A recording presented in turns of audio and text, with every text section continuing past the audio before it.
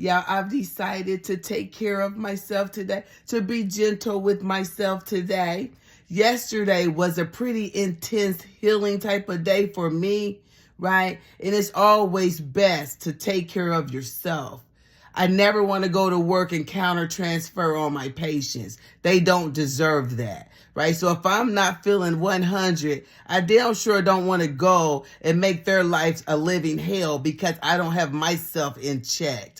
It's just like when I worked for Volunteers of America and I got sick at the job, told them that I was sick as hell, I needed to leave, right? They knew that I left that job sick, right? I called a few days later because I was trying to quarantine myself because I thought I had COVID that I caught from a patient who came sick. And they had a whole dorm of men who were dealing with COVID, but they never told us that. So the guys would come over every day for treatment, some of them sick, but nobody said that COVID was going around like that. So of course I catch it, damn near die, right? One of the people who worked with me came over here, checked me out. I was so happy. I appreciate her doing that because I couldn't even get out of the bed. My legs were fucked up. Something was going on with my thing. I was fucked up, right? I called them because I needed short-term disability. They said, "Oh, we thought you resigned." No paperwork, nothing, right? But this Volunteers of America did that, right? That kind of like really messed me up. So I didn't work for a while. I had a car that I got from this place. I had just got this car.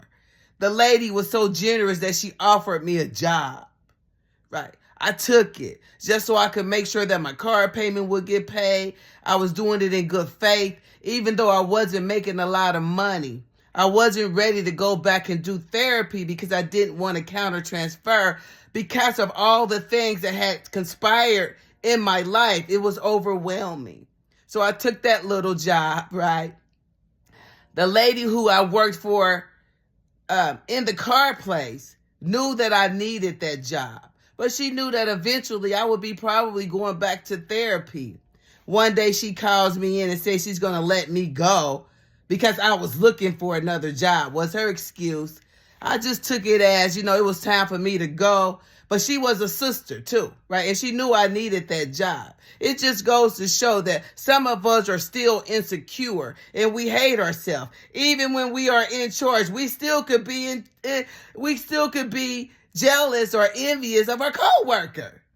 Anyway, I was so happy for the opportunity, and I told the lady that who gave me the job, thank you for that. I needed that. And I learned a lot by being in that job. And I learned that I didn't need as much as I thought I did to be okay. Which brings me to today, right? I've decided I am my number one player. I need to take care of me. Yesterday was a healing day. Went kind of deep. Don't want to go to work and counter transfer my problems onto my patients. They'll be better off if I'm not there. I do know that today. So I'm having my coffee. I'm going to do what I love since I'm home. But yeah, you are your number one player. You are your number one player. You make the money. You don't let the money make you. And all money ain't good money, especially if you're going to hurt someone in the process. Slow down. Take care of who? Your number one player.